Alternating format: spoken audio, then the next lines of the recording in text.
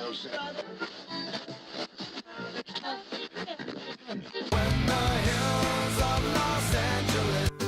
Angeles, I'm and most Hollywood nights. She goes to California, oh, California. What you say about Los Angeles? LA got the people saying,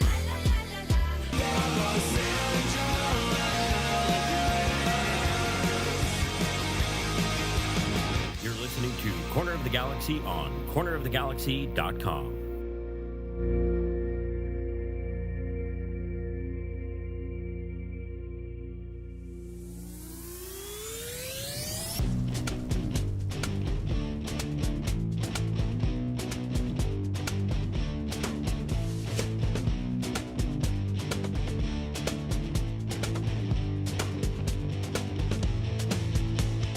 It's time for another episode of Corner of the Galaxy from the Box, the show that gets you behind the scenes of the LA Galaxy and into the minds of soccer reporters and MLS experts. Your hosts for the day are Corner of the Galaxy's Josh Guesman and LA Times soccer reporter Kevin Baxter. Let's start the show. Hello, everybody, and welcome to Corner of the Galaxy from the Box on cornerofthegalaxy.com. I'm your host, Josh Guesman, coming to you on a Monday, December 2nd. Your LA Galaxy are going back to MLS Cup. That's right, 10 years in the making, and an MLS Cup on Saturday against New York Red Bulls. It will be, of course, a bittersweet show. LA Galaxy losing Riqui Puig to an ACL tear. So we have a lot to get to. We want to get you prepped through this Seattle game, a 1-0 win in a much different way, and we want to get you into that New York Red Bulls game. To help me do all that, we're glad to have him back on the show. It's Kevin, the Panda Baxter. Kev, how you doing, bud? Well, I know this is going to be a heavy show, so I'm going to get all my goofy stuff out of the way, top of the show here. First of all, in honor of your duet with the lovely and talented Ms. Panda last week, yes, the most famous duet since Sonny and Cher. Obviously. You guys saying, yeah, all I want for Chris, what is it? No, I want a hippopotamus for Christmas. So we have this. So we have that. Also, wonderful. Yes. By the way, someone down at the bottom of the stairs at halftime where we go, right, people, Tommy asked me why I asked so many trolley questions, and I thought he meant trolley questions. I was trying to figure out what he meant.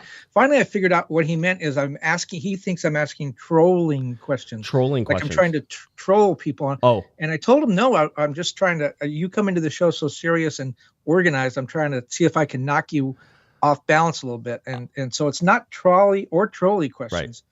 Right. It's just trying to knock you off balance. It's just you. And by the way, where to go? Yeah. Here it is. Look, I have an MLS Cup. This is from when the Galaxy used to play in MLS Cups a lot. Right. This is MLS swag. In 2014, was that a 2014 MLS one? No, or this is is 2011. Oh, 2011. This is actually 2011. That's how old this is. That's whenever and they I had fit into it. That's amazing. That's whenever they had time to make shirts because the game was preordained in a spot. And in 2011, the last one, the LA Galaxy not only won it, but also it was already going to be in Los Angeles. And if you remember in 2008, which surprisingly is the last time New York Red Bulls were in an MLS Cup, they haven't won any, but that was the last time they were in one. That was at Home Depot Center, Dignity Health Sports Park, back in the day. And so I was at that game too. I was at that game in 2008. I was at the MLS Cup in 2009. And then obviously the 11, the 12, and the 14 through all that time. And so now I get to add another one to 2024. It seems,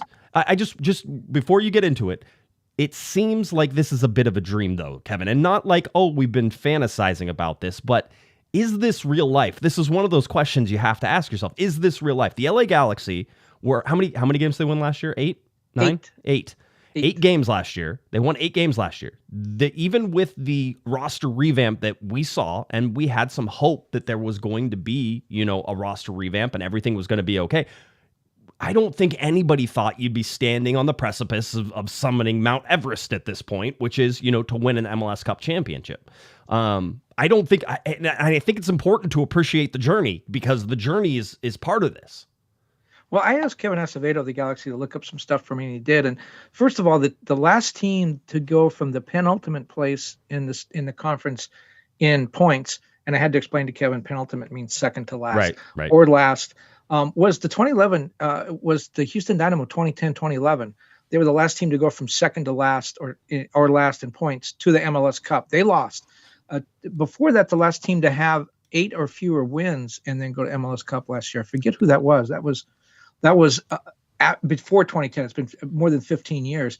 Both those teams, whatever the other team was, and I don't remember who it was. I think it might have been the Red Bulls or Chicago Fire. I think it was Chicago Fire. In any case, both those teams lost. So the Galaxy are fighting tradition. No team has gone from second to last to MLS Cup and won. No team has gone from 8 wins to MLS Cup in the next season and won. So those are kind of some of the things the Galaxy are facing. When you talk about setting putting MLS Cup in a neutral site, MLS used to love to do that. It was a sponsor thing, and they would have months to plan, and there'd be parties, and there'd be events, and there'd be things they do. So many coaches complained about there was really no benefit in finishing first in the league season, and they would go play at a neutral site. Like you remember the game in Toronto. I forget what year that was, but that was a neutral site game, and no one came to the game because it's not like the NFL. If you have Sporting Kansas City playing the Chicago Fire in Miami, the people in Miami don't really care about either team, and they're not going to come to that game, and fans aren't going to travel to that game. So MLS said, okay, we're going to have the team with the best regular season record that survives. They will host the MLS Cup final. The problem with MLS is then they don't get time to plan these events. So I was talking to Nelson Rodriguez from MLS. He's been here for the last couple of games, sort of scouting things out, starting to set things up. Right. MLS was doing the same thing on the East Coast with the East Coast teams, Orlando, Red Bulls, sort of finding out where they could hold media events and all that kind of stuff. So that's been in the works for a while. And it wasn't until Saturday night when the Galaxy won, they were able to decide what season or, where this would be and what would happen. So MLS is scrambling. I've talked to some of the Galaxy PR people. They, of course, this PR team has not ever been to a MLS Cup before, and they're scrambling. MLS kind of comes in and Bigfoots a lot of these things. So they have to answer to them. It's kind of a mad scramble right now. I will say, though, that my new close best personal friend now, Dan Beckerman, is going to talk to me again tomorrow. This will be our third conversation in like 10 days. Can you believe that? It's amazing. It's amazing. It's awesome. By the way, somebody in the chat room rightfully asked if I still had a chart of how many days it's been since the last MLS Cup. Oh, that would be good. And I can tell you what it is as of today. We'd have to add on for December 7th, right? We can do that. We can do that math. It is 2,857 days since the last time the LA Galaxy won an MLS Cup, which was December 7th, 2014. All right. Ooh, I like that center. It's like the same day. Yeah, and if you want to go, the last time the LA Galaxy were in a drought of sort of this magnitude, let's see, I had 2,381 days. That was between the first game. That didn't even count. In between the other cups, we had in between the 2005 and 2011 MLS Cup was 2,198 days. So this is the longest the LA Galaxy have ever gone without winning an MLS Cup. We've talked about that before. Without even playing in an MLS Cup. Yes, correct. I mean, I didn't even do that one. But as well, it is since the last time they won an MLS Cup, it's been 2,857 days, and then add on the 5 days that we are around here. So 2,612. Yeah, 2,862. Yeah, there you go. Thank you. That was it. 2,862. Take your socks off and use the toes to count. Oh man, it's tough doing math sometimes. No, it's really, really interesting to just sort of, put this all in perspective and what we do. I want to get to some super chats before we get too far. Obviously, we're going to talk about Riqui Puig and the ACL injury. Dirty, by the way, $5 super chat. What caused the ACL injury? I have yet to hear any criticism from any of the sports analysts about the refs' negligence in protecting the players. Why? I mean, certainly whenever you look at Riqui Puig and what he went through the entire season, that guy got beat up a lot. In this game, I would say less than probably what was in Minnesota, but also maybe harder than what was against Minnesota. Whenever you watch this game, being it was brought up, we can certainly go down. I am told that it wasn't the Christian roll down tackle that happened in, I think, the 61st minute. I'm told that what actually did it was in the 63rd or 64th minute, and I actually have screenshots of it. So in 63:25 or 63:26, if you go to your time code, you see Riqui Puig sort of battling for position on a 50-50 ball that was sort of rolling towards the end line with De La Vega. De La Vega, by the way, got a yellow card, I think, either earlier in this game or after this game. Or after this point in the game. We can look real quick and see where De La Vega got his yellow card. That was in 55, so it was before this, for a tackle on Riqui Puig. So De La Vega was one of those guys who was in there trying to keep Riqui Puig from doing stuff. But apparently in this instance, Riqui Puig goes to reach for the ball on his left foot, is wherever he eventually plants, and then ends up on the ground. And that is apparently whenever he has a torn ACL. I'm not going to absolve the Christian Roldan tackle because that may have actually weakened the ligament and may have, set up the injury. On that particular play, if you go back and watch the video, what Riqui does is he tries to plant on his left leg and he's untouched and he goes down. The left leg can simply just not support him. Right. And he goes down and he winced in pain and grabbed at his knee at other times during the half. First of all, the guy played over 30 minutes on a torn ACL. Just unbelievable. I mean, okay, so this is where we have to, and I think we have to level set, because they're LA Galaxy legends. And if you do something like this, what Riqui Puig did, and listen, I'll be the first to call him a prima donna. He is. He is a cocky little dude who knows how to play. And throughout this year, he's gotten, Kevin, I think you and I've talked, he's gotten better and better and better, right? I mean, we've seen him improve. What he was doing in these playoffs makes everybody look at the MVP and sort of say, maybe Riqui Puig should have been the MVP of Major League Soccer. No doubt about it. People are watching it. And would he have been healthy for next year and ready to play next year? He would have been like on the preseason MVP watch list 100%. Sometimes these like awards are wrong, and we know this. They lag behind, but Riqui Puig would be on that list.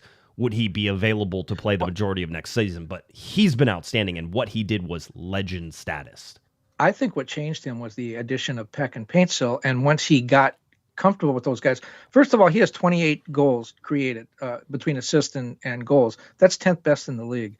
And what he did in this game, I mean, it's one thing not to slight any other player, but if you're a center back or a goalkeeper and you're playing on a torn ACL, that's unheard of. But what Riqui Puig did is otherworldly, because he ran more than any other player over those 30 minutes. He made a picture-perfect pass that set up the winning goal. Yep. He set up the winning goal playing on one leg. Yeah. Finished the game. And everyone talks about Messi, and actually statistically Messi had a better season than other players did. But if you watch Riqui play, if you watch the way he dribbles, if you watch the way he controls the game, he's really the quarterback. He's probably, I don't know that many teams have a guy have a team where one guy kind of quarterbacks and controls the offense the way Riqui does. Everything goes through Riqui. He may not score all the goals. He may not have all the assists, but he was the quarterback of a team, the only team in MLS history to have 4 players with 10 or more goals. Yes. Yeah. He's absolutely amazing. And by the way, I'll say this now as well. The LA Galaxy, should they win MLS Cup on Saturday, will do it in spite of losing Riqui Puig. It'll be a team effort. They'll pull it together. They'll have to do all these things. Should they not win, and let's put this out there, should they not win, it'll be because Riqui Puig wasn't there. Because I don't think, being honest, I don't think that the New York Red Bulls necessarily stack up well against the LA Galaxy. I think the Galaxy are more positioned to be able to take them. But you take Riqui Puig out of that, and the Galaxy play a little differently. We can talk about all that. But bottom line is the game against Seattle, the fouls, all that stuff. It was there. It was less than some of the other ones, but it was maybe more physical. And the fact that, Roldan can certainly say, and I think it's probably correct still that he wasn't the cause of it, but the tackle that he put on Riqui Puig the 2 minutes before that was not a good tackle. There's not something that you could sit there and say, oh yeah, that's a normal everyday. If when you go step through somebody like that and toss them around, that's not a normal tackle. And I thought that Seattle were lucky not to be down a man in that game, especially late, whenever Nuhu pushed Peck to the ground twice. Full on shoves. I don't know when that stopped being a yellow card, by the way, but apparently it is. But the LA Galaxy frustrated Seattle in a lot of ways. But Riqui Puig, it's going to be something that we're going to talk about throughout the entire thing. But I don't want that to take away from this game, because this game was different. I'll put up a picture here a little bit of the stadium whenever I got there, and still early. This was going to be a night game, Saturday night. It just hits different. You're talking about a Western Conference final. That feels different. The fact was that this place was absolutely packed by the time kickoff came through. It was loud, but there was a different energy. And I don't know if you felt it, Kevin, but I felt it leading up to the game where it just felt like LA Galaxy fans were nervous about this one. Everybody knew about Seattle. This harkens back to the old Western Conference days where the LA Galaxy and Seattle would meet in the Western Conference Finals and battle it out. And some of those were aggregate score games where the Galaxy would win at home and then go take it up to Seattle and, battle for a draw. These were drag them out, beat them up games that came down to some great coaching, whether it was Siggy Schmidt for Seattle against Bruce Arena or whether it was Brian Schmetzer. However that says, Seattle always knows how to play. I have more respect for the Seattle Sounders than possibly any other team out there. They are simply a contender. It didn't look like they were a contender. I was actually talking with some people before the game. Brian Schmetzer was on the hot seat this year. He makes it to a Western Conference final. Remember, Kevin, they didn't have a good start to the year. They eventually came through out of Leagues Cup and had the best record out of Leagues Cup. So they saved that and they righted the ship, and Brian Schmetzer got everything going. That type of thing. Greg Vanney, sort of similar. He starts this year on the hot seat. We all talked about it in the preseason. Hey, Greg Vanney, yeah, he's going to have some time. That whole thing. I didn't think it was as dramatic as others thought, but he was on the hot seat. You have two coaches that at one point during the season were on the hot seat. Both of them end up in the Western Conference Final. Both of them meticulously coached to be able to play. The Galaxy young and still trying to figure out what I think Greg Vanney is trying to sort of put down, but they get it. They understand. They get there. And then you have Seattle. Seattle's veterans. If Seattle had any sort of offensive spark besides Jordan Morris, they may have won that game. Because I thought it was possibly one of the best games that I've watched between two teams. The chess matches that were going on, the physicality, the defensive acumen, and that's from both sides, by the way, for me. I really enjoyed watching Seattle's defense shut down the LA Galaxy. I also watched the LA Galaxy's defense shut down the Seattle Sounders. And the expected goals proved that out. They had one or two really good chances. Rusnak was their best player, and whenever he came off, I think that was really the end of it for Seattle in terms of the offensive side. But I was very, very impressed with this game from the start. Well, you talk about the atmosphere, the mood. It reminded me, it was a throwback game. It reminds me of you watch those old NFL films, things about the Packers and the Cowboys and the frozen tundra, or the Rams and the Vikings. Yeah, that's what it was. It was like we're hearkening back to these great classic games. All of a sudden, it's MLS of 10 years ago when, like you said, these guys fought every year for the right to go to MLS Cup. That's kind of what it felt like. But you talk about the mood in the stands. I thought it was much louder, the Minnesota game. It was more celebratory, and it deserved to be because it was kind of a blowout. This one, the longer the game went on, everybody there knew that Seattle had won twice in penalty kicks to get there. They had won their other game in extra time. This was playing into Seattle's hands. Yes. They were very comfortable in extra time. They were very comfortable in penalty kicks. And the longer this went on, the more I think things swung in favor. Yes, John McCarthy is a great goalkeeper on penalty kicks, but Stephen Fry is, again, he's from another planet when it comes to that stuff. And the Seattle players, the penalty kick takers, are very comfortable. And so again, the longer it was 0-0, or the longer it was scoreless, and it looked like it was heading to overtime, the more I thought that favored Seattle. Yeah, I don't disagree with you, by the way. It is one of those things where you watch this game. I'll tell you this. The atmosphere started really raucous, right? You had all these things going on. Everybody was really excited. People were getting really excited about being at the game, the whole deal. As Seattle drew this game out, then the energy turned more nervous. I'm telling you, there was an understanding that Seattle was absolutely that team that could have derailed the LA Galaxy in this. And you could feel it. Second half, it got quieter again. And again, this is a normal ebb and flow of a game, especially a tight game, Kevin. I'll tell you right now, everybody in the press box, I believe you included, Kevin, although you may have been way down at the other end. We don't sit next to each other, but you were way down at the end. Everybody was ready around me, was ready for extra time. We're like, oh, extra time's coming. There's not a goal in this game. Like, it's not going to happen. It's not going to come through. It was incredible to see the LA Galaxy, who had to be totally efficient in chances. They got a bunch of half chances. The Galaxy only got one really good chance, and that was the one that Joveljic scored. That was about it. By the way, if you go and look at ratings of everybody and that type of thing, Riqui Puig finished with an 8.1. John McCarthy finished with an 8.1 as well. He had to make a couple of good saves, was very strong whenever he had to do those. The Rusnak one on the short side, the Rusnak one on the set piece. There were a couple other ones there that he sort of had to play carefully. He played outstanding. So And he was a new dad. I didn't realize that. A brand new dad. Congratulations to Yeah, John McCarthy. Thursday night, 11 p.m. Thursday night, his wife gave birth to a daughter, and then he's out there playing on Saturday. I guess he didn't really have a choice. What But perfect timing. I mean, it sounds like she was in on it. She was like, okay, let's get this done Thursday night. Then you can go worry about the game on Saturday. We have plenty of time for all this, right? He was great talking about it. He said she was a real champion. All I had to do was sit by and cheer. That's right. John McCarthy became the cheerleader there.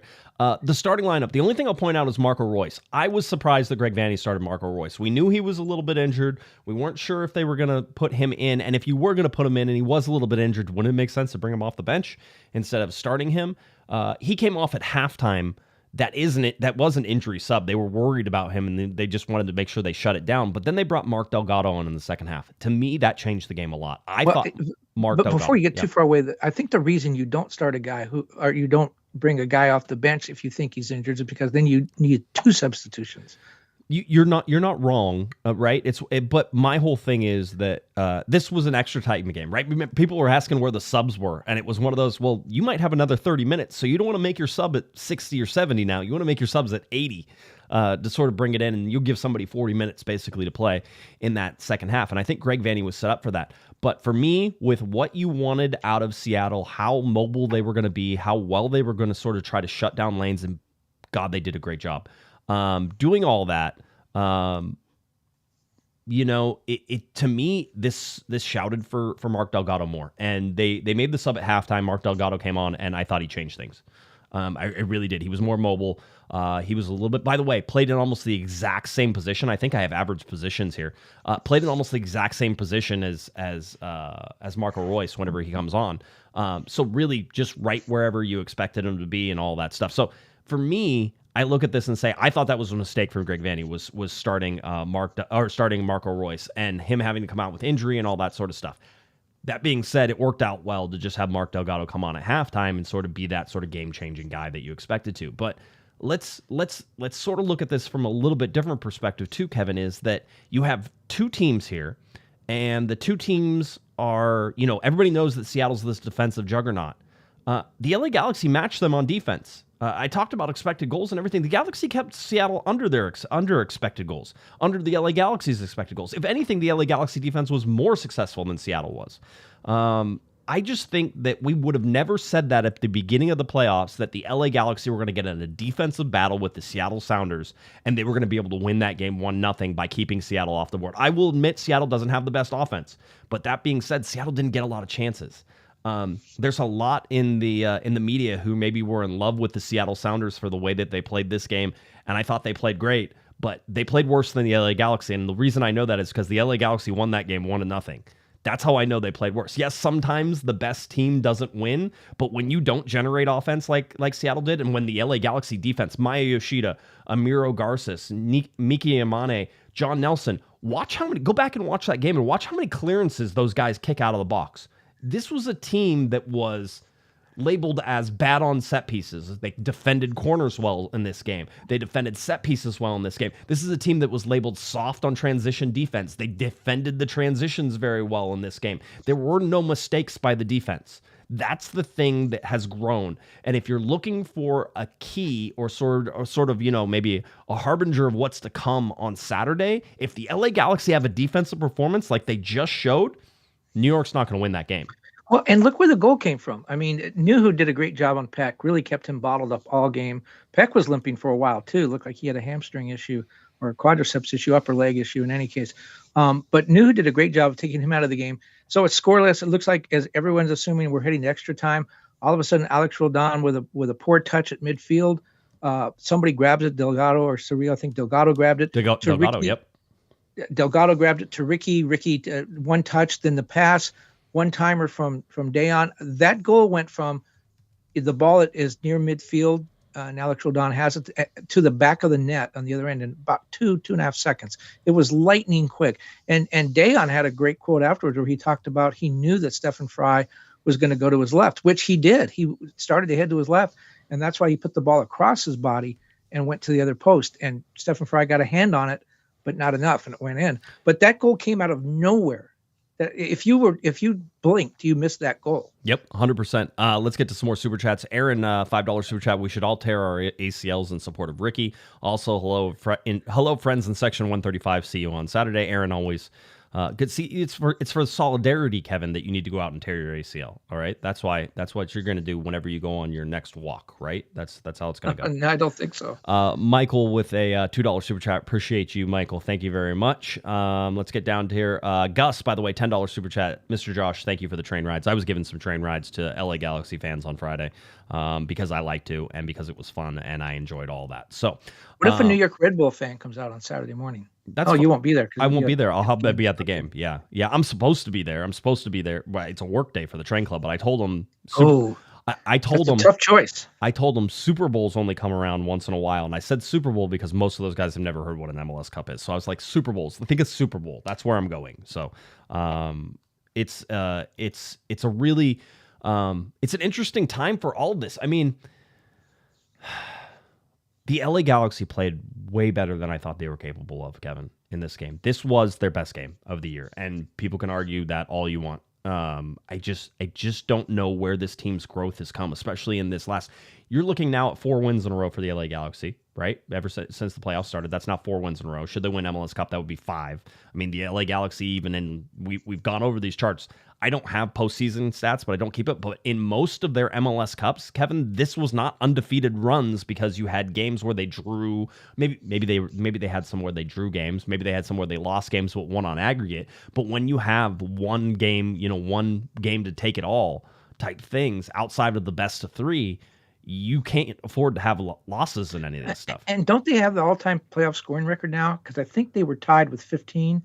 Now they have 16. Didn't that beat Toronto's record for 2017? Toronto is 17, so they have to, okay, they have to score one more. They have to tie Toronto, all right? So and who was the coach of that Toronto team? That would be Greg Vanney. I know that guy. Oh, look at that. Yeah, I know.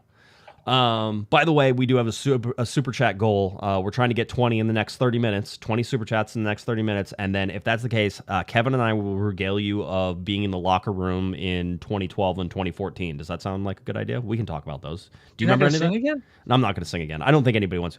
I can only pull the singing things off like once a week, tops. Other breaking news, by the way, is that Eric, the Portuguese Hammer Vieira, will be in town for MLS Cup. But that may mean he's not on the podcast on Thursday night. So I think we're going to reach out to Sophie and see if she can do it. So David, by the way, says Zavaleta will score and give us the 6th MLS Cup. See, I mean, it's written in the stars. I was asking people about this year. Lucio, by the way, says, I'm going to be watching from my couch with my son. I understand that, by the way. We do need to talk about MLS Cup prices as well, right? Wow. They're way up there. I'm glad that season ticket members, and listen, I'm not going to gatekeep this. If you got out of season tickets because the LA Galaxy sucked and you were like, I'm not paying for that, I 100% back that stance all the way. Like, listen, I picked the LA Galaxy to be like 4th or 5th tops in the West. I did not expect that we would be at an MLS Cup on December 7th. I kept that date open because a couple of times people have been trying to like book things on the day. I'm like, no, MLS Cup might be that day. It sounds crazy, but you never know. I think that the ticket prices, one are, if you were trying to compare them to like 10 years ago, obviously there's going to be a change, right? I think some people were saying I got tickets to the MLS Cup for like 40 or 50 bucks. I do know that some of the supporters groups and stuff like that, I think their tickets were $70, like because they pre-bought them and stuff like that. So those guys got in there. If you were a season ticket member, you did get a discount on MLS Cup tickets before they went out. Like I think somebody said that they got 4 tickets for like $780, right? Total, right? 4 tickets. So divide that by 4, right? Not horrible. It's not cheap. But then if they were going to add any other tickets around them, it was going to be another $550, right? So like, see, these tickets prices are higher than Riqui Puig on painkillers. Yeah, I mean, they're just crazy high. They are. And I would also say that I do believe MLS is in charge of all of the ticket prices for this particular thing. Yeah. I don't think it's the LA Galaxy going out there listen, I'll give them the benefit of the doubt, but I was told, and I did read some things that said that MLS was in charge of ticket prices. I mean, things have changed. I mean, go back and go to concerts 10 years ago. It's also the same thing. I mean, these are all the same. We can sort of see these things headed in that direction, right? The price of eggs. Don't remind me. But no, it is one of those things where we sit there and say, yeah, these things are different. These things have changed, and MLS has to figure out whether that's good. I mean, it's the same with U.S. soccer. If you've tried to go to a U.S. soccer game recently, it's like, why is there nobody in the? Why isn't the stadium sold out? Well, it's because it's so expensive to go.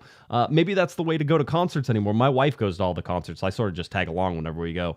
But I don't even want to know what some of the prices are on some of those concert tickets. So this is it. It's the penultimate game. If you can afford to go, you can go. I understand that it would be great if everybody who's been there in 2014 could show back up in 2024, but that stuff doesn't happen, right? I mean, ultimately, over 10 years, you would expect this stuff were expensive. But you know what happens in other sports, and I don't know that people travel for an MLS Cup. Like, for example, if you're a baseball fan and you live in Chicago and the Yankees are playing the Dodgers, you might go to New York because you want to see a World Series game, and you're not going to see it with the Cubs for a while. Right. So you might do that.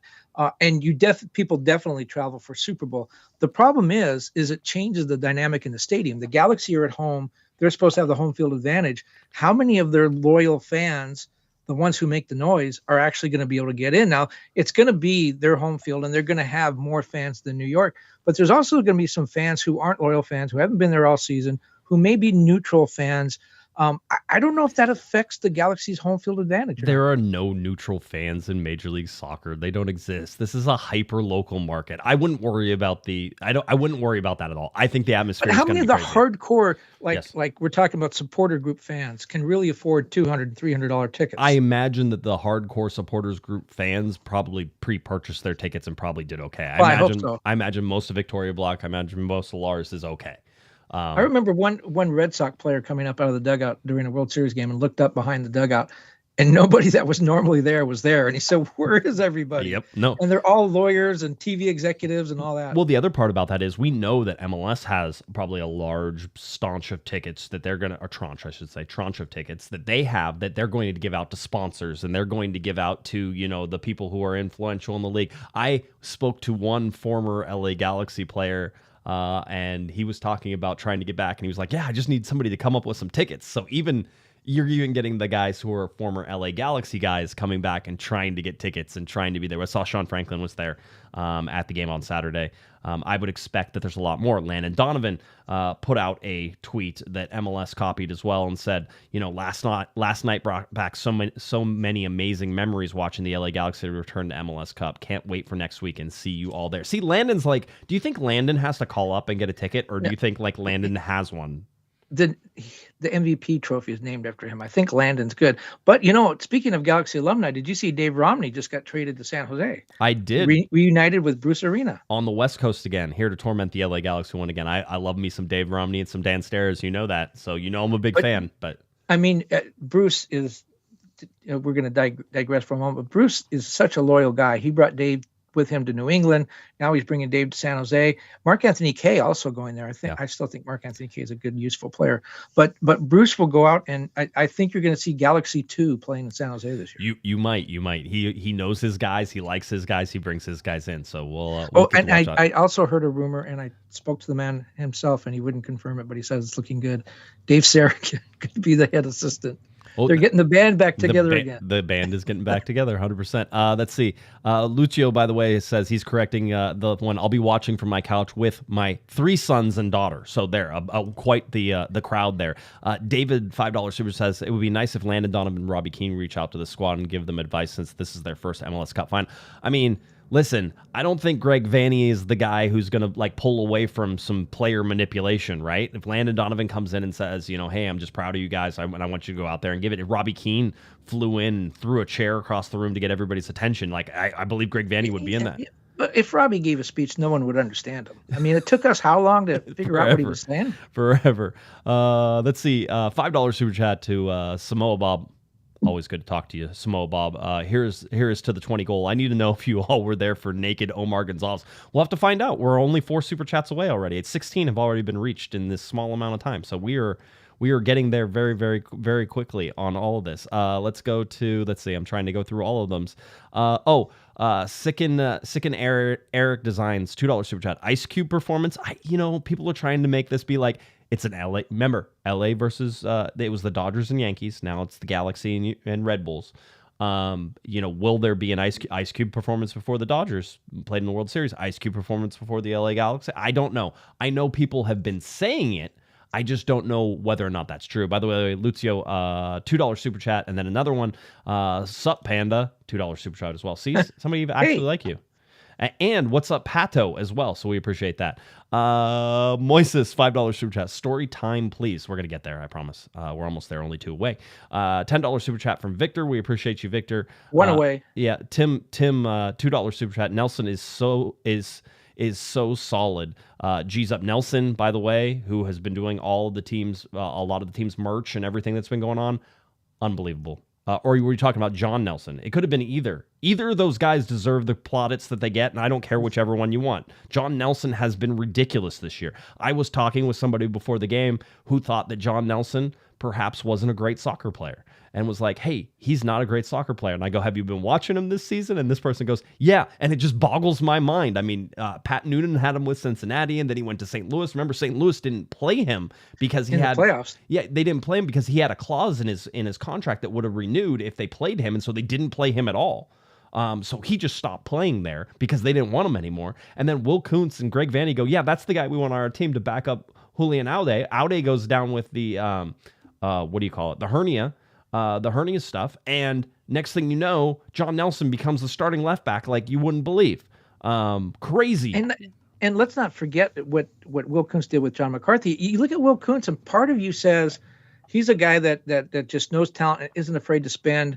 And he's kind of the anti-Billy Bean in Oakland. He's not a Moneyball guy. He's we're going to spend. Right. But then you look at what John McCarthy came in pretty cheap and was a guy that nobody else wanted. John Nelson, Will and his staff, Mikey Stevens and the others in there, Gordon Kleshton, they did their homework and they looked at these guys. Nobody was on John Nelson. Right. They could have, John Nelson could have played for a sweatshirt. Nobody wanted him. Well, and John McCarthy, Will knew him from LAFC, and anyone that was around LAFC, and as a reporter that was around LAFC, I can tell you John McCarthy is a stand-up guy. Right. And that's why Will went and got him. I don't think Will ever thought McCarthy was going to have this kind of season on the field. He was just a placekeeper, as it were. But no, he's been outstanding. And there's Will's 2 Moneyball moves, guys that nobody else wanted. He saw some value, went and got them for kind of cheap. And they've turned out to be guys that, without those 2, I don't know if the Galaxy are playing on Sunday. That's one. I mean, you can look at Edwin Cerrillo as another one. Remember, the LA Galaxy have a transfer ban. They can't sign anybody from outside the league in the summertime. So they go and get Diego Fagundes and Edwin Cerrillo, right? Those 2 guys come in. That's a crazy. And where's Diego Fagundes going to be on Saturday? I know you want to talk about that, but just in that vein, this could be the guy that saves. Riqui Puig goes down, and who steps up? Diego the guy that nobody wanted that Will had to get because he couldn't go outside to get anybody.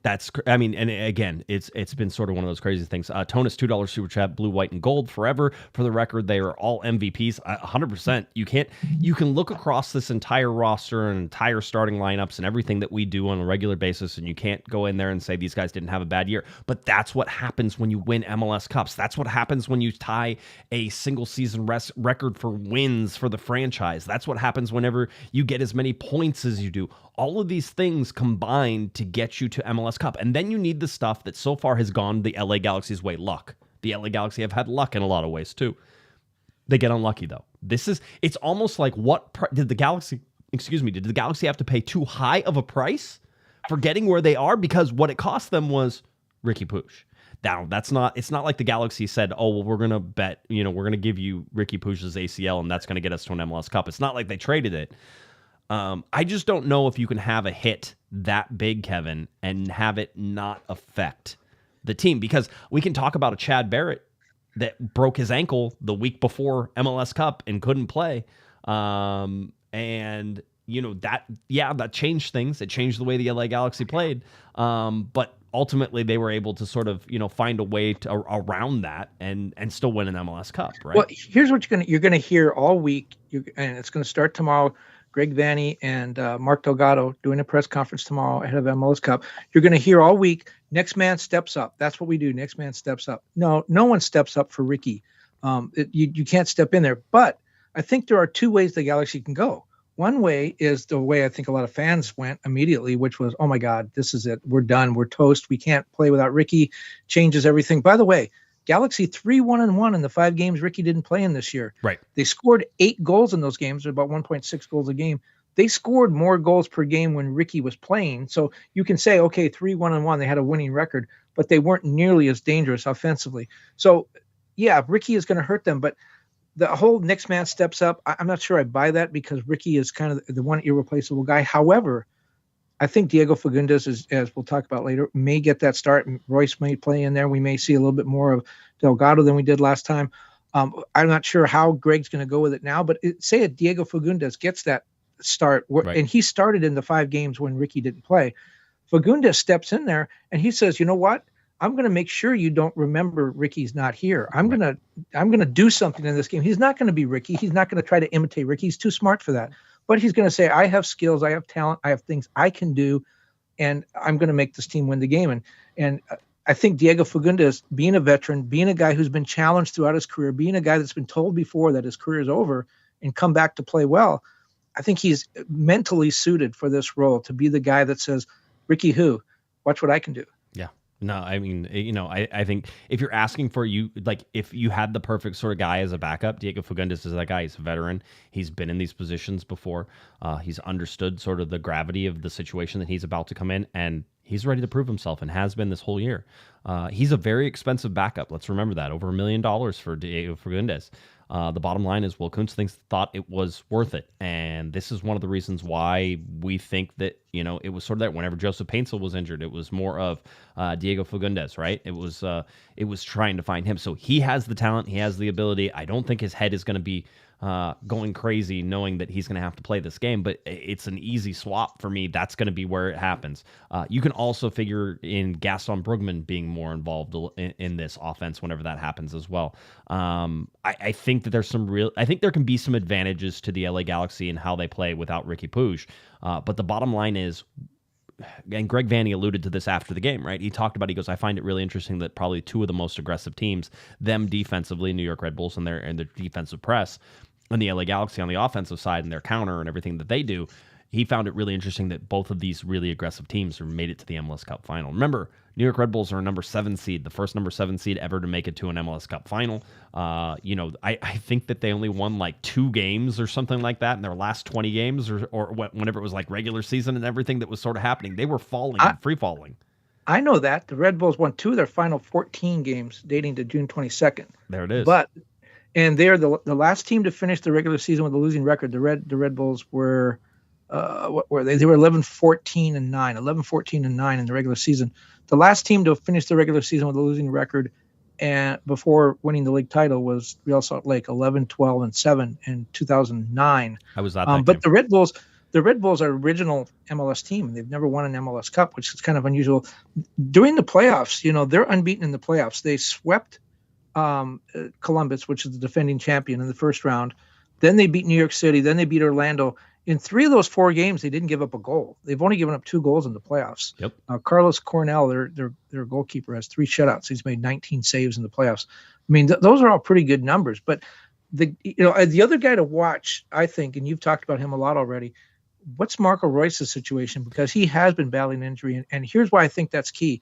If you start him, maybe he only goes 45 minutes again, which I know you didn't like, but you start him, you can have a little bit of an offensive set. You're not going to be a Riqui team, but you can kind of run a little bit. You can have an offensive approach. I think if Royce is out and you have to go with Fagundes and then maybe Brugman or maybe Delgado and Cerrillo both start, I think all of a sudden that team starts to look a little more defensive than offensive, and maybe it changes the way the Galaxy have to play. It very well could. By the way, Daniel, $5 super chat, star placement. Will the gold star and the crest go away if we win? Knock on wood.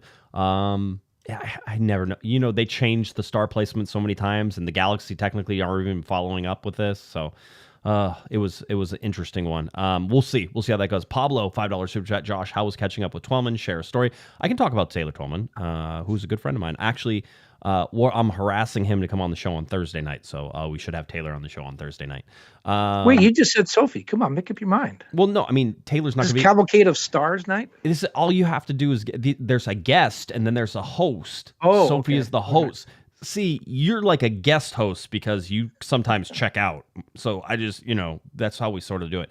Bob, by the way, $2 super chat. Thanks for the show, guys. Go Galaxy.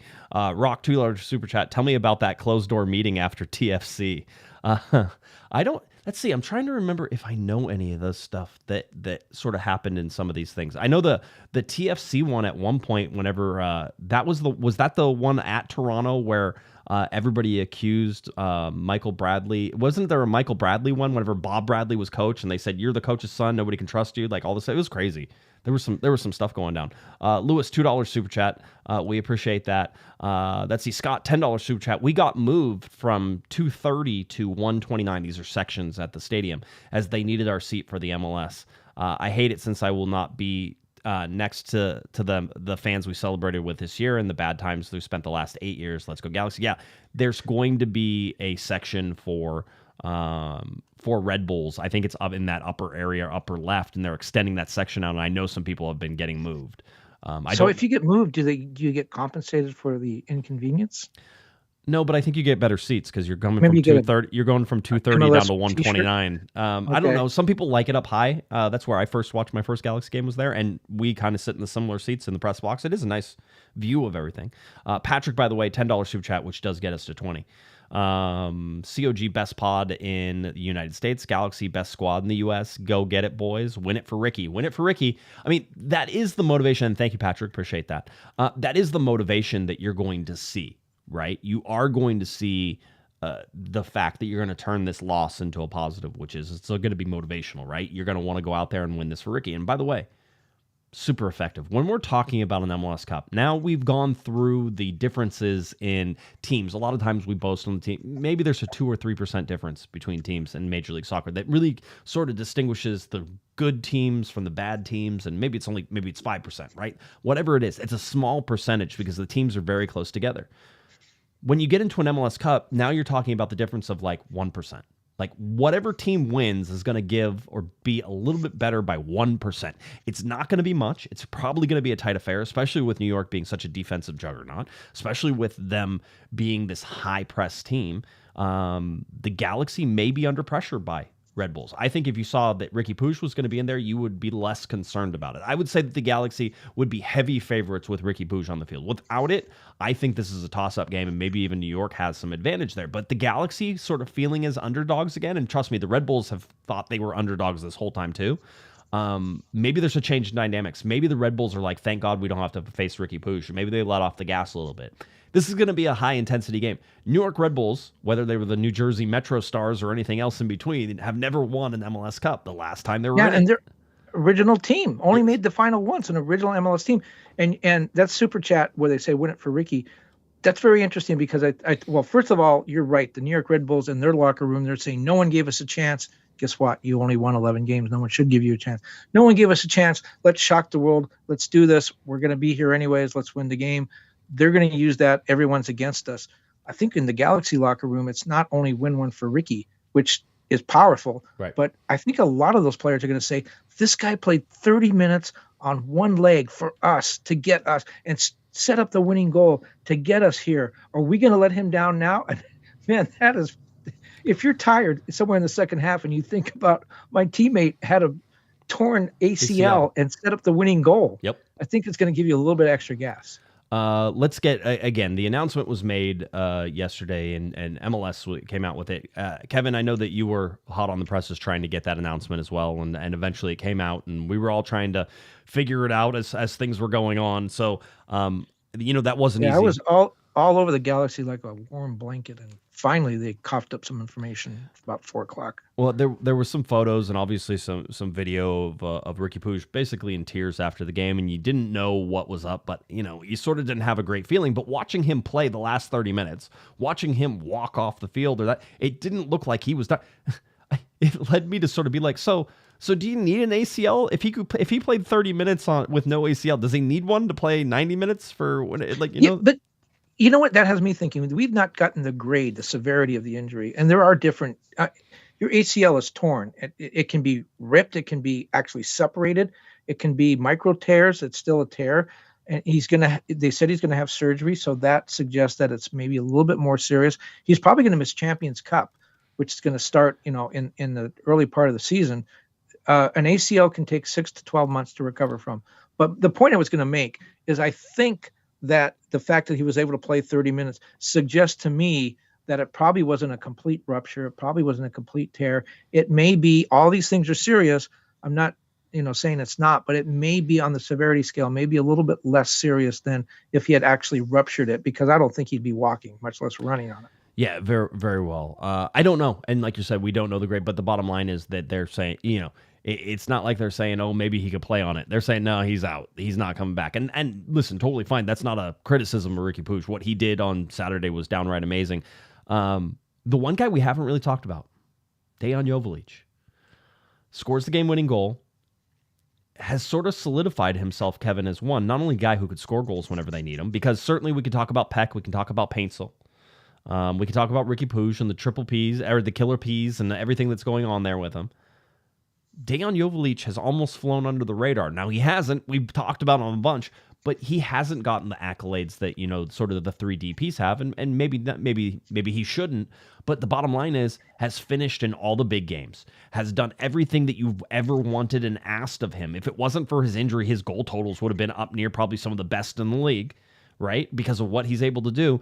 And the finish, and listening to him talk after the game, I'm telling you, this is a high-level striker. The LA Galaxy sort of have to figure out what they're going to do with him probably in the offseason and everything that's going on. But for me, looking at Dejan Joveljic, who, by the way, credited Sasha Kljestan in the postgame, said that Sasha Kljestan is the reason that he feels like he's has such a good player now, that Sasha taught him how to be a professional, how to train like a professional, how to set himself up, all those things. I've talked to Sasha about that. I know that Sasha has had him over at his house whenever they were teammates, to sort of help him out and figure it out and sort of get him on the right path. And to me, you're watching Dejan Joveljic become this big-time striker. And whether he continues with the LA Galaxy, Kevin, or he goes somewhere else, it's certainly an interesting conundrum to be in. But if you're looking for goals on Saturday in an MLS Cup, Dejan Joveljic is your guy. I can shed some light on some of that stuff. I actually texted Sasha, because I'd seen him in the press box before the game. I texted him during the press conference in real time as Dejan is talking. And I said, you just got major props from Dejan. And he goes, what did he say? And I said, he said, you've been a huge influence on him and his career, and you taught him how to be a professional. And Sasha said, he's way too kind. He was already a great pro. As far as whether Dejan's coming back, when I met with Will Kuntz for that big profile I did on him, we had a long conversation. And I brought that up. I said, you guys going to be in the market for a striker? He goes, we got one, Dejan. I said, yeah, well, what about his contract? He goes, he's here for another year. And Will certainly gave the suggestion, very strong suggestion, that Dejan's not going anywhere. And Dejan, who used to be unhappy or felt unhappy, seemed unhappy, seems like he's really settled in. He likes this offense. He likes the way everyone's playing. Winning cures everything. We know that.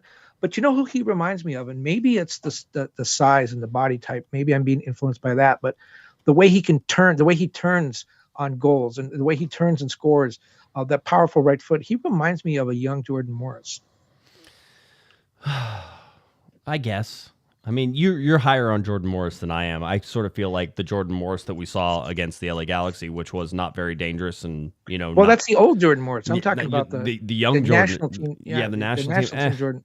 I've always been lukewarm on Jordan Morris, however it is. But I'll tell you this: if you listen to Dejan Joveljic talk about how he knew that Stefan Frei was going to come across and take one step to the left, and why he wanted to fire it back across, and then go watch the replay. At one point, I was like, man, I think Dejan probably could have put that more towards the corner, because Frei still got a hand on it. And I was like, he could have put it more to the corner. Watch the slide by the defender. If that ball is any further to the left, the defender blocks it. If that ball is any further to the right, Stefan Frei probably makes that save pretty easily. The fact that he waited for him to take that step, to shift his weight, to move in that direction, and then take it, knowing that as he got it coming across the center, that Frei would be adjusting to the center. He talked about this. He said, I knew that whenever I got the ball, that Frei would be coming across and taking a step to the left, and I was trying to catch him in that step. And he did. Well, the reason he took that step to the left is, again, look at Dejan's position. He has to now shoot across. If he goes the way Frei is leaning, it's a much easier shot because of the way he's running. But to go go behind Frei, he has to shift his body, and there's a lot of torque in that. He has to shift his body and shoot across his body. That's why Stefan Frei moved the way he did, because he just assumed that that's way too difficult a shot to shoot back across your body. That hurts just thinking about it. what he's doing at full speed on a one-timer. Right. And so Stephen Fry made the right move. I don't think anyone can second guess what Stephen Fry did, but for Dayon, I mean, he's a chess player, right? He's very cerebral. For him to think in the moment to do that's kind of his other skill. He said that he has a rule that he's not allowed to play chess on game day, right? He was like, no chess on game day. I'm not allowed to like go and play chess on game day. So he was excited that he got to go home that night and probably play some chess that night. Yeah, because it was after the game. It was after the game. Yep, 100%. So, by the way, Julio says $2 super chat. Dayon to Europe, Salah to Galaxy. I don't think that's happening either of those. So we should say though that Dayon is one of the greatest chess players in the world. I mean, he ranks in his ranking is in the thousands, but when you look at the millions and millions and millions of people who play, right, he's like in the top 0.001% of chess players in the world. I haven't looked, but I know he's very good. I think he's the best soccer player, chess player. Like he's the number one best soccer player who's also a chess player for sure. But he was actually saying afterwards, he was talking about somebody's birthday who was a chess player. Grandmaster. Yeah, chess grandmaster, and he was like, I just wanted to wish him a happy birthday and that type of thing. So it was just it's interesting to see all of that sort of play out. But Dejan Joveljic named, by the way, to the player of the match for his Western Conference final goal that shot the LA Galaxy into MLS Cup. We've talked about the path the LA Galaxy have. I have talked about, and then we'll get to some stories here as we sort of continue. Story time. Yeah, there will be story time. I have a 12-month story that I can tell, certainly about how Taylor and I first met, because that's a funny story. And then we can talk. You guys went to prom together, right? That's how you know.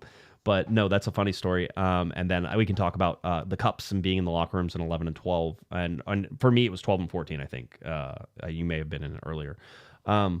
But just looking at all that. So I want to get to a couple more things, and then we'll go into story time.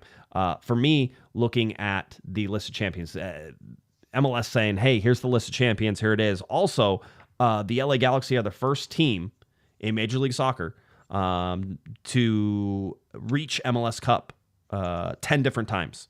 And I have all 10 of them because I wrote them down. So I have all the 9 previous, then obviously the 10. First one in 96 when the LA Galaxy faced off against DC United in Foxborough. They lost that game 3-2. You can go to 99, 3 days later. This is why Greg Vanney says one of his goals is to win an MLS Cup with the LA Galaxy, because he didn't do it whenever he was a player. In 99, it was again DC United versus LA, a loss in Foxborough. That game was 2-0. All right. You can go into 2001. It was San Jose versus LA. This was in Columbus. That was a loss for the LA Galaxy, 2-1. Then you go to 2002, where the LA Galaxy beat the New England Revolution 1-0 in Foxborough. 2005, LA versus Ziggy Schmidt's first. Yep. 2005, Siggy Schmidt. You mean that guy? 2005, LA versus New England Revolution, Part 2. Again, 1-0 win for the LA Galaxy. That was in Frisco, Texas. You go up to 2009, which was RSL versus LA up in Seattle. I was at that game. The LA Galaxy, that was a 1-1 game. Galaxy lost 5-4 on penalty kicks. I think Karofsky and Donovan skied their penalty kicks and missed them, so that was fun. You had 2011, LA Galaxy versus Houston, Part 1, a 1-0 win for the LA Galaxy. In 2012, LA Galaxy versus Houston, Part 2, 3-1 win for the LA Galaxy. That was an extra time. You had a LA Galaxy 3-1 win over New England.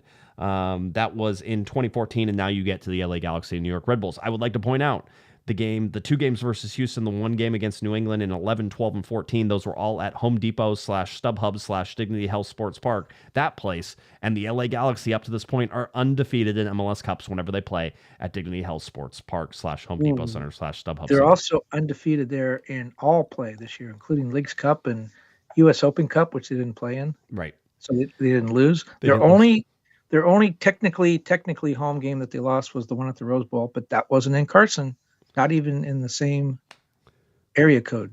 By the way, my good friend Chris Tuckers, he goes, I'm getting ready to go to bed, and Guesman casually rattles off back-to-back MLS Cup losses. Appreciate it, big dog. That's nightmare stuff. But I finished on a high note. It's not my fault the LA Galaxy weren't good at MLS Cups whenever they first started, and they got it together. But those are the 10 appearances by the LA Galaxy.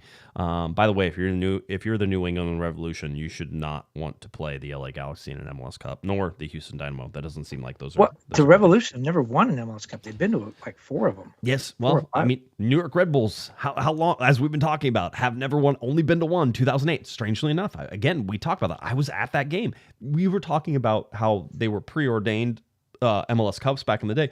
literally with my season tickets, they gave us season tickets to that game. We just got tickets to the MLS Cup. They were like, here, show up to this game. We're like, okay, cool. And then we went and we're like, I don't care who wins. And you're just sort of watching it play out. Yeah. That's like, I used to go to arena football games and you'd buy a ticket in the rafters and they put you down behind the goal because no one went to the games. That was kind of cool. By the way, we haven't mentioned it and everybody knows it, but it really bears repeating.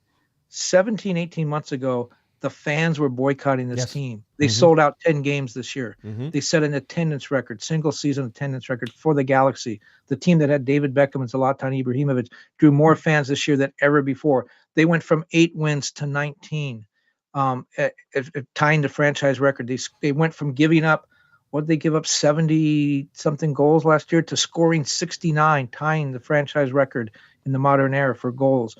They're undefeated in the playoffs. One more goal, they will tie the MLS record for most goals in the postseason in fewer games, I believe. It's just I mean, again, everybody knows that, but when you look at where this team was a year and a half ago, a season ago, and you look at where it is now, you almost get the bends thinking about how fast they've come up. Yeah, this is quite the rapid rise. By the way, just wanted to, AJ Del Garza shared his favorite moments from MLS Cup back in 2014. There you go, Bruce Arena drinking champagne. I was there for that. I remember that. That was always a good time. Yeah. So maybe perhaps you'll see Greg Vanny drinking out of a champagne bottle coming up on Saturday night, or I should say Saturday afternoon, because as we get you ready for this game, we should point out it is a 1 p.m. game. I don't think I have kickoff yet. I still haven't seen kickoff. Have you seen kickoff on anything? Yeah, I think it's at 2:45. Yeah, like 7 o'clock, something like that. We'll get it for you on Thursday whenever it's all settled and everything. But this game for free on Apple TV. It's on Fox. It's on Fox Deportes. If you're in Canada, that you can find it on for free out there as well. So you can watch this game. This is easy. And don't eat before you come because there will be pupusas available. I am supposed to tell you, and I talked to Steve at AFJA today. He said, hey, heads up. So playoff pupusas are now MLS Cup ready, as the pupusas with a purpose stand will be in a new location. And by the way, I was told a better location. The AFJA team has been granted a new space at Soccer Fest right next to Soul's Chicken and My Father's Barbecue. There will be special items for Saturday's game and surprises for the first people online when doors open at 11 a.m. You can get your updates at afja.es and Pupusas with a Purpose on Instagram. And you wanted me to put in an order? Yes, I did, but I didn't know your father had a barbecue. That's interesting. My father's barbecue, yes. But I mentioned to some of the national writers coming in, I said, hey, you got to try these pupusas, and their answer was, what's a pupusa? And so I tried to educate them. And the response I got was, I am not having pupusas at 11 o'clock in the morning. Pupusas? What's wrong with that? What's wrong with pupusas? Are good at 8 o'clock in the morning. They're also good at like 1 o'clock in the morning. The pupusas or at midnight. Yes, it's fine. I don't understand. I didn't understand what he meant. This was actually Steve Goff of the Washington Post. And I said, it's 2 o'clock in the afternoon for you, body time. What do you care? I didn't understand why pupusas at 11 o'clock in the morning are a bad thing. I'm going for it. I don't care. I'm ready. Yeah, I'm in there too. So Steve, expect our order, and we'll go ahead and do it. It's gonna be a crazy day. I'm going to let's see. I'm trying to think. Is there anything else that I need to talk? Is there anything else that you want to talk about? Let's see. There was this. Riqui Puig, even on one ACL, wanted to tweet at Alex Ruiz, which I always. At this point, I feel like Alex Ruiz is not a real person, even though I know him. I feel like Riqui Puig invented him in order to give Riqui Puig like motivation to do things. And so basically he said, enjoy my friend and all those other fun things. I thought that was great. Here's Joe Tutino. And Joe Tutino has been waxing poetry lately. If you listen to all the stuff he says, he's literally writing my script. He's always poet. If you listen to his broadcasts, he's always a poet. He is amazing. But Joe Tutino tweeted out, the greatest test of the season looms, and they'll be without their most influential brother. But 3 kings remain with a brotherhood who has been there before. This time, they all wear the shirt of the 5-time champions, and they'll wear it well. So I'm like, it's like you were talking about NFL films. If I put some music behind that, we're like, that's my intro, right? Like that was great. That was just like There Was a Man from Nantucket. He writes better than you too, by the way. I would like to point out he speaks better than you. He writes better than you. My dog writes better than me. Well, sometimes I just give him the keyboard and you just see what he produces.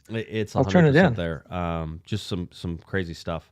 For all this, but Joe gets all the names right too, including Yamane instead of Yamani. I can't. I'm just going with it. He said that's what MLS said to go with because I asked him about it. But Yamani, I love that. That just sounds good. It sounds very white. You know, Yeah. I don't know. That's why you're saying it that way. So by the way, Gary says I've had scrambled eggs with pupusas and I love it. That sounds. I mean, first of all, like gates are opening early. I haven't heard what time. I know for us we can get in at 10. For I think it's at 10. Is it 10 for us or 11? No, I think it's at 10. It's early. It's whatever. I'll go back and read it. I got sent out this afternoon, so I haven't had a chance to digest it yet and sort of figure out what I'm supposed to be doing. But this is a chance to party in the morning. I mean, you know, some mimosas, some breakfast burritos, maybe some breakfast pupusas. Get that going and enjoy that. Mimosas for us probably outlawed. But you know, when I went down to I'm used to the pupusas here. You get, you know, pupusas with meat, with cheese, which I get as a vegetarian. But when I went down to El Salvador and saw the women in the marketplaces making pupusas, oh my God, olives, like M&Ms, whatever you want. I mean, it was off the hook, amazing. Spinach, all kinds of stuff. Are you ready for story time? Should we tell stories about? Are we done with pupusas? I think we are. Beaten that one. Yeah, okay. we are. 2012. So my first year in the press box was 2012. So I had covered the LA Galaxy starting in 2009 from the podcast. Obviously, we were like, you know, sort of these guys who just started a podcast and nobody really paid that much attention to us. But in 2012, I put in for a press credential and it was granted. So I was able to come in and actually do that stuff. So my first time. So my good friend Corey Ritzau, who was a co-host on Corner of the Galaxy for a while, the LA Galaxy win the MLS Cup. Now, I would like to point out, never in the history of MLS Cups that I have watched, whether that was in 2012 or 2014 from the press box, have I sat inside the press box for an MLS Cup. I sat on the roofs of the press box because they will put tables up there with risers and all sorts of stuff. By the way, sometimes there's some auxiliary press box down in the corner too. That's the Ox box, yes. Yeah, the Ox box is down. Famous Ox box. But at least I was up on the roofs of the press box. So basically the press box, if you just like follow it whenever you're looking at the stadium, you go out, there's lower roofs where the suites are below you. Well, they put walkways and stuff like that, and and they put tables and chairs, and there's power and everything. It's not like crazy, and you're not going to fall off. There's stanchions, so you can't fall anywhere. But I was on the roof. So in 2012, I was up on the roof. I believe Corey Ritzau grabbed me because he was there and had covered the team in 2011. And he goes, come on, we need to go downstairs. He goes, we're not going to the press conference because you'll miss the locker room stuff if you go to the press conference. So I was like, okay, this is how they sort of had it working back in the day. So Corey and I got down there pretty fast. And I remember we were walking down the hallway towards the LA Galaxy's locker room where we used to go all the time.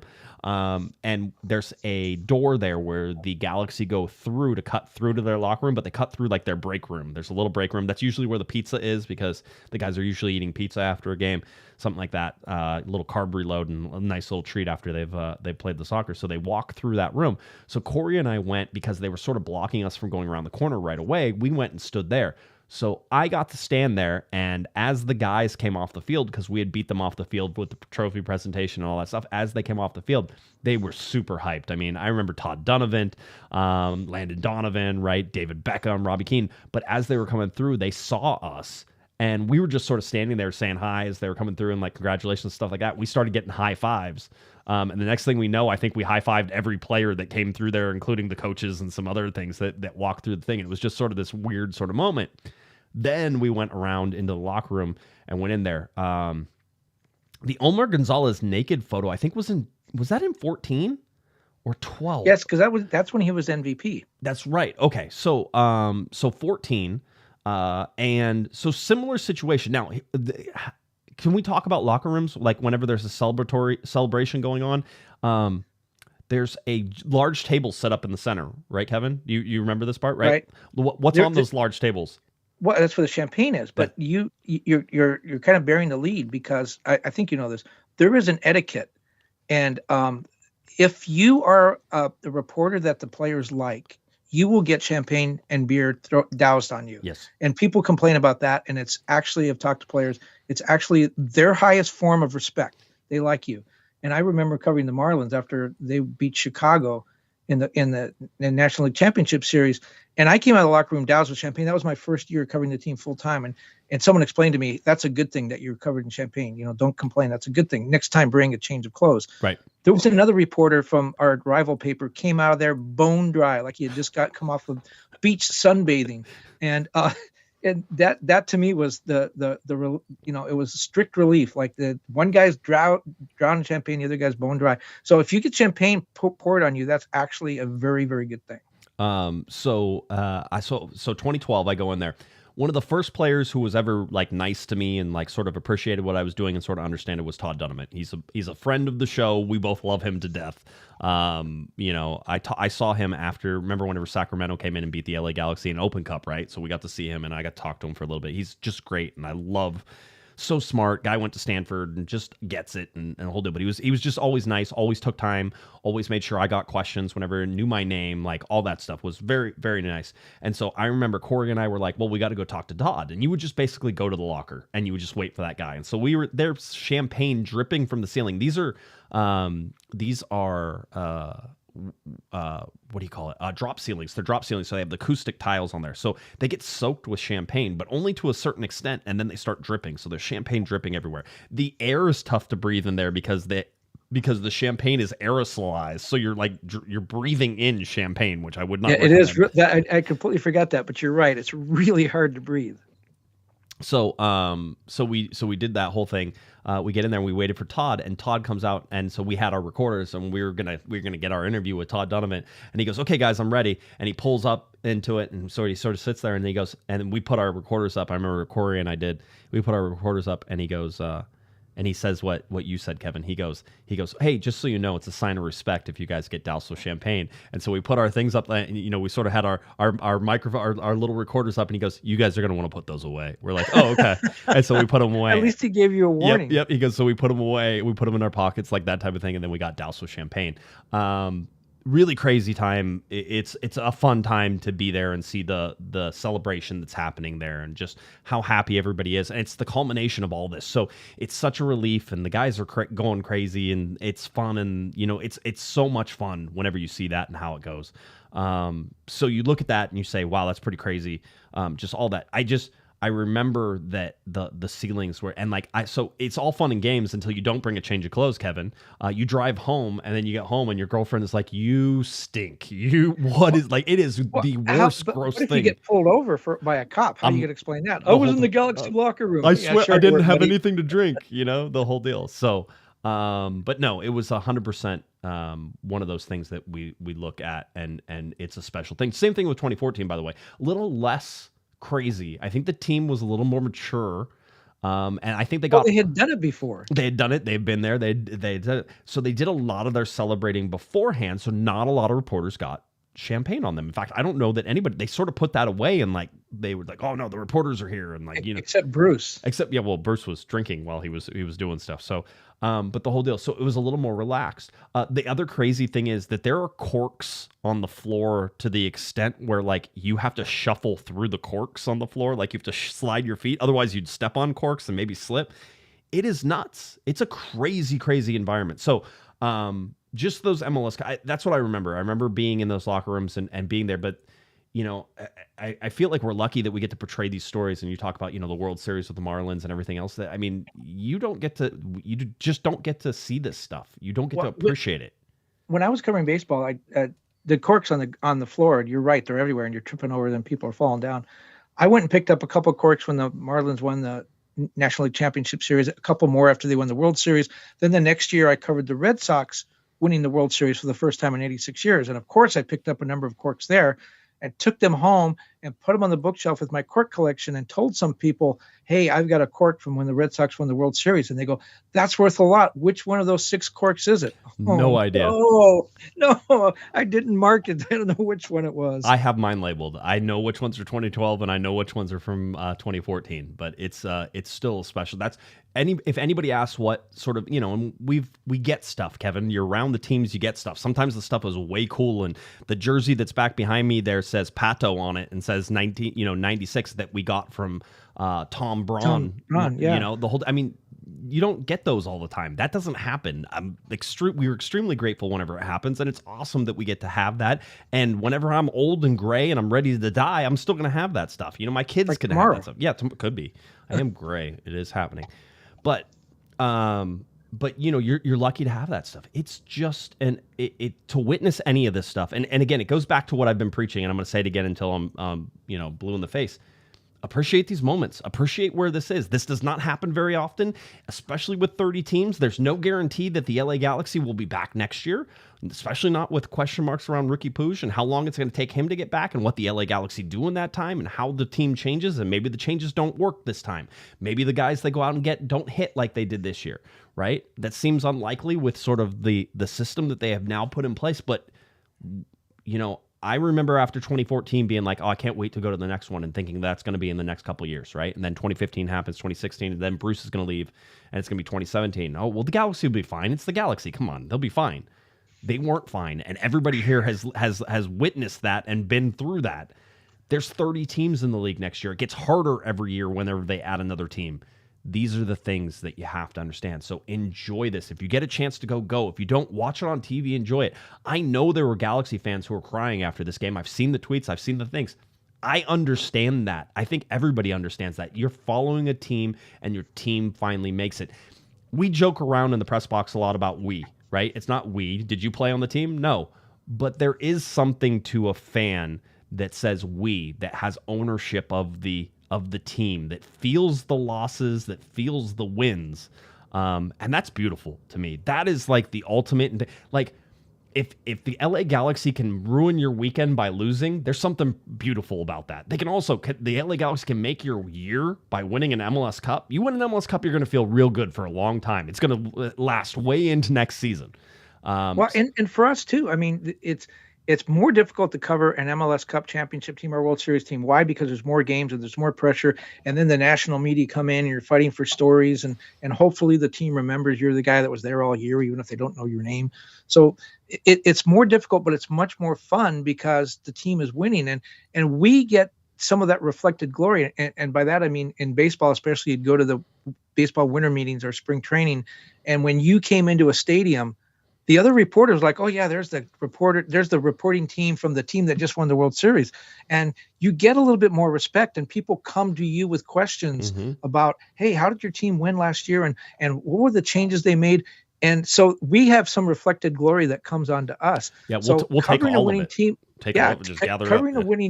Covering a winning team is there's much more work, but it's more fun. Covering a losing team, and I mean a team that really sucks, sometimes is easier because nobody cares. You're out of contention for everything by mid-season.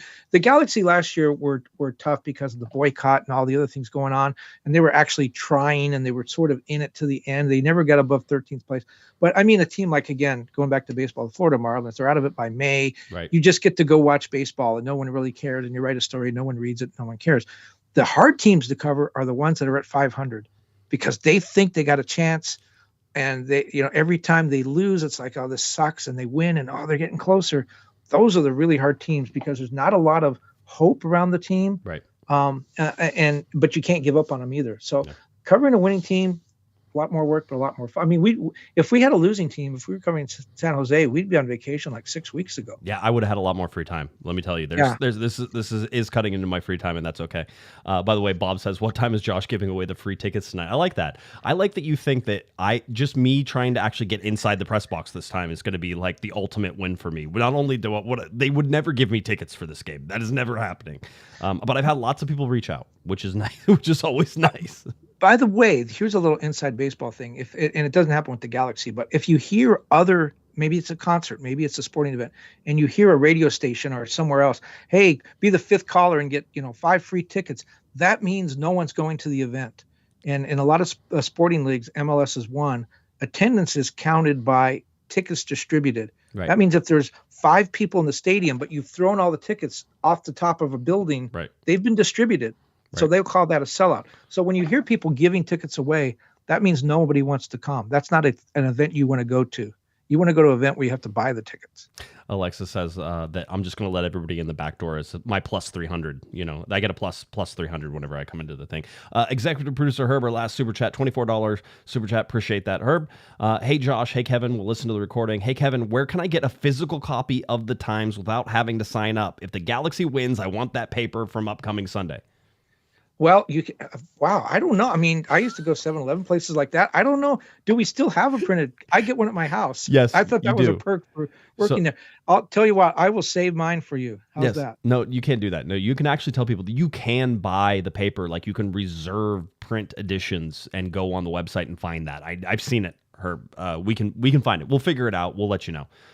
So I think good job. You had a chance to like push the paper and you're like, what? Do we still have maybe one? The airport? The airport. You have to fly somewhere and buy a plane ticket. Very good. Yeah, you actually have to go through the security. So, Herb, if you want to buy a ticket to Hawaii or something, you can get a paper. You can get a paper for 100%. The last thing I'll close out, just because somebody asked me about Taylor Twellman stories, I'll just say this. Oh, yes. I'll leave this because I think we're going to have Taylor on Thursday night, which we can talk about this a little more. The first time Taylor Twellman and I ever exchanged words was not in person. It was on DMs on Twitter, and he was not happy with me, and I was not happy with him. So that was it. The beginning of a beautiful friendship. But what you gotta. I'm sorry. when I gotta was flush that out a little bit. when was the Snowpocalypse game in Denver? They had That was during Jurgen's time. It was qualifying for Brazil, so it was 2012 or 2013, probably 2013. so somewhere in there, right? Twellman was doing it, and I was a smart aleck kid on Twitter who was like, "Hey," by the way, I was like 27 or something like that. Who knows? 30, 31, something like that. But I was feeling myself on Twitter back in the day, and I was like, "Oh, Twellman complaining about the snow again. Yeah. We can tell it's snowing, Taylor. Thanks so much. Really appreciate it." Just going after him. By the way, never added him once, which means he searched his own name, which I always thought was hysterical. But yeah, so that was that night. He DM'd me and was like, "Hey, blah blah blah, all this other stuff," and I was like, "Oh yeah, well this blah blah blah." So we went back and forth at each other a little bit, and went to the whole thing. I will save how we first met in person, and because it's a much better story. But the first time was we didn't like each other. Ever since then, I consider him a friend, whether he's a friend or acquaintance. Acquaintance to me, that's fine, but he's a good friend of mine, and hopefully we can talk to him on the podcast. So yes, The first time I met him and the first time I was aware of him was when he was doing U.S. national team a World Cup qualifying that same cycle. We met at wasn't a hotel, I think it was a restaurant, coffee shop in Glendale, Arizona before a qualifier. And I got to know him first, not so much as an announcer or a former league MVP. I got to know him as an advocate for concussion awareness and concussion protocols. And he was suffering then, and he had to take all kinds of precautions and traveling and exercise he could do. He said he had to walk across the parking lot to our meeting. He said it took him a long time because he had to go slow because he couldn't, he was really suffering. And so I knew him first as a very fearless and emotional and a dedicated advocate for concussion awareness. And of course I knew he did these other things, but we didn't talk about that at all. All he wanted to talk about was this concussion awareness. And then we would tweet back and forth or send emails back and forth about different stuff. I would ask him, remember, what's it? Jameson played with the Galaxy. Bradford Jameson. Mm-hmm. Yeah. And we talked a lot about him and Taylor thinking that it was, wrong for him to keep playing. So that's how I got to know him. And then of course, it was obvious he was a great soccer player and stuff before, but to me, that was secondary to what he was doing when we first met. Yeah, he big concussion advocate. Yeah, there's much more to the story about our meeting and a whole bunch of fun other things. So I will save it if he comes on the show for next week. Otherwise, I'll tell the story in the offseason. It'll be good. I think that's it. The LA Galaxy will face off against New York Red Bulls coming up on Saturday, December 7th, 10 years from the date the LA Galaxy last won an MLS Cup. No Riqui Puig, which is, of course is the big black cloud that's going to hang over this game, and so the Galaxy have to play it regardless of the fact that Riqui Puig won't be there. So it'll be interesting. There's going to be a lot of press conferences, I believe, this week, so we should find out about player availability and all that fun stuff. Marco Royce will be there. I believe that Sophie will be locked in for Thursday night. So we'll get her as a host here on Thursday night, and be on the lookout. Actually, I don't know if anybody noticed, but if you were watching the video thing, I did have a microphone on whenever I first started that in the first 5 minutes. But Spectrum was here doing a little story on the LA Galaxy as it leads up to MLS Cup. So I'll let you know whenever that comes out, and you guys can see. But they didn't get access to players; they had to do us. They had to come. He had to come talk to me. So that's fine. But always happy to help out and hopefully. I still think you look like you're doing the show from a Big Five Sporting Goods. I am. It's my own Big Five Sporting Goods. It makes a killing on over the Thanksgiving holiday. You should see. All right. I think that does it. Anything else from you, Kevin? We good? Is it Sophie a host or a hostess? She's a host because a host stands Okay. for both host and hostess. Okay, So, you like know, actor. yes, actor and actress, but actor Okay. can go for both. Yes, correct, 100%. Player and player. 100%. There you. Wait, what? Okay, yes. Like a woman's player or a men's player. Yeah. There's yes. player. Yes. I don't know where you're going, and it's confusing These are me. trolling questions. I don't. Apparently, they are. I feel like trolling is like you're fishing, like more than anything. All right. If you're looking for Mr. Kevin the Panda Baxter on Twitter, X, any of those places, at KBaxter11, Blue Sky, he's there as well. Head on over to KBaxter11 and then LATimes.com for all of his wonderful stuff. If you're looking for me on Twitter and X, at Guesman, at Galaxy Podcast, head on over to Blue Sky for at Galaxy Podcast, all that fun stuff on Threads as well. So you can find us all right there, cornerofthegalaxy.com, and of course, we will be getting you ready for Thursday MLS Cup intro is coming here. I have it. I have to write it. I have to record it. I have to get it ready. But Thursday, we will be ready for that. All right. For Mr. Kevin, the Panda Baxter, I'm Josh Pato Guesman. You've been listening. You've been watching to our little corner of the galaxy from the box. Have a great one, everybody.